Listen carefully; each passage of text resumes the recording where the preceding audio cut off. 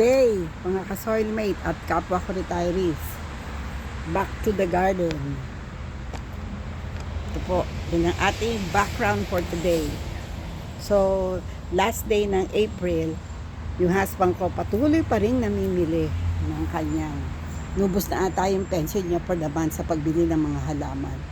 Sa bagay, wala namang bisyo yung asawa ko kundi bumili ng halaman at mga yung garden tools. Hay nako, pikit mata. Sabi, lagi niya sinasabi sa akin, di mo naman yan dadalhin sa libingan. Oo, dahil napakabigat pag dinala mo lahat ng tools mo, ng garden accessories, pati halaman. At bawal dun sa binilihan natin na yung cemetery, yung meron kang dalang halaman para itanim dun sa puntod mo. Kasi columbari lang yung binili namin para sa aming life here on earth, life after. So, eto, nandito kami, parang, kung wala siguro kaming garden na ginagalawa, napakahirap para sa aming dalawa. Kasi, sanay kami na may ginagawa. So, si husband, 36 years in service sa government. Ako, nasa 25 years. Kaya, yung manghihinay, kumbaga sanay na yung katawan mo sa pagtatrabaho. Pero dito sa Canada, lang ko, over 15 years ang aking pagtatrabaho dito. Kasi the rest, sabi ko, para naman sa mga apo ko. So, eto, iniisip namin paano pa namin marireplant o mariripat yung mga pinagbibili niya.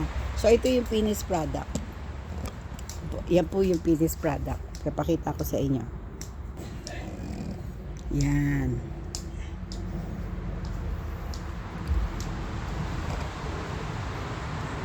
Yan yung finished product niya. Yan. Tignan nyo yung kalat niya. O, yan ang pinamili niya. Yan po ay kulang-kulang $100. Pero sabi nga, pero besides pa dun sa mga pots na pinagbili-bili niya, nung isa niyang pension, yung isang buwan niyang pension. Nakakatawa. Nakikita mo naman kung saan niya inuubos yung kanyang pera. Hindi po yan nagsisigarilyo, umiinom ng alak, wala. Bisyo lang niya bumili ng tools para sa carpentry at sa gardening. Yan ang bisyo ng asawa ko. Plus pagkain, of course. No? Wala nang iba. Meron pa pala. Mahilig siyang bumili ng mga kanyang pantalon at polo. Yan. Tingnan mo, iba naman ang gagawin ngayon. Mag-aano siya. Yan ang kanyang uniform sa aming garden. Kasi Levi's po yan, madaling laban at hindi mukhang gusutin. And besides, medyo mainit. Flannel. Kaya maganda eh. So, yun ang gagawin nyo pag kayo merong garden. Meron kayong damit na intended talaga for gardening. Yung maginhawa ba, komportable at madaling laban. Kasi syempre, dirt yung yung aanuhin mo. Ito, ginagawa niya kasi yung portion ng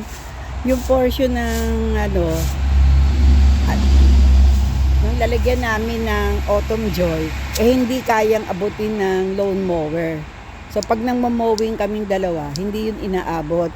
Ang tiyaga niya, ginugupit niyang isa-isa. Hanggang sa, minsan alas 9, katulad yun, ng oras ngayon. Anong oras na pa? 8:07. 8:07 na, pero ang liwanag pa rin, di ba? So, kesa doon kami sa bahay. Kasi pag nasa loob kami ng bahay, manonood lang kami ng TV. Mamaya na lang namin panonood din yung gusto namin show.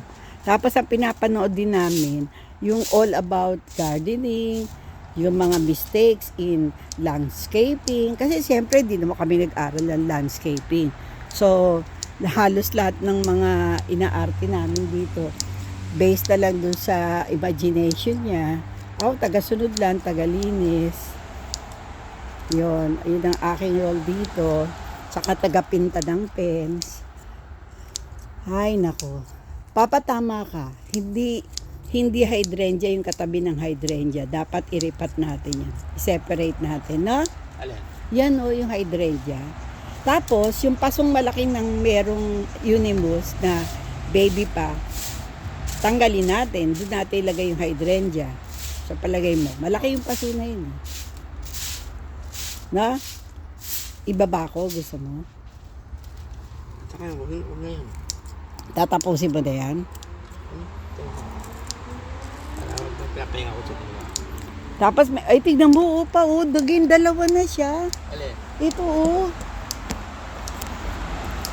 Ito, naging dalawa na, Nanganak yung ano natin. Alin? Yung isang halaman natin, ayan, yung perennial. Yung purple ang, ang dahon. Alin yun? Ay, ito, Di ba kayo yung nasa may malaking paso doon? Oo, magkakadami yan eh. Meron pa yan. Tapos itong kolumban, ito. Eh kung itanim kaya natin yung sa gitna dyan. Pwede. Ay hindi, gusto niyan sa araw eh. Alang araw masyado doon. Tsaka ano yan, Papa, pang pots yan. Hindi siya pang direct. Oo. Ito, sa bakante ito, may mailagay. Ano kaya to? Lagyan, hindi ito binalagyan ng fertilizer eh, no? Yung bango. Ang bango. Ang bango nito. Ito pa, yellow ang bulaklak nito pa. To yellow. Ito pa, yellow ang bulaklak. So.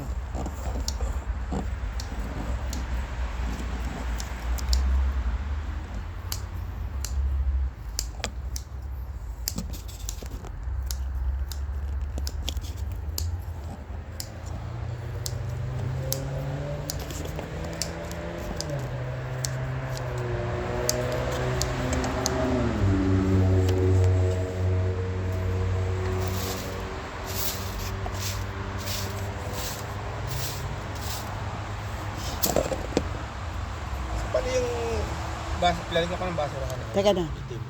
Kuha kita. Dapat ka pala yung kanina sa kuba na nakita eh.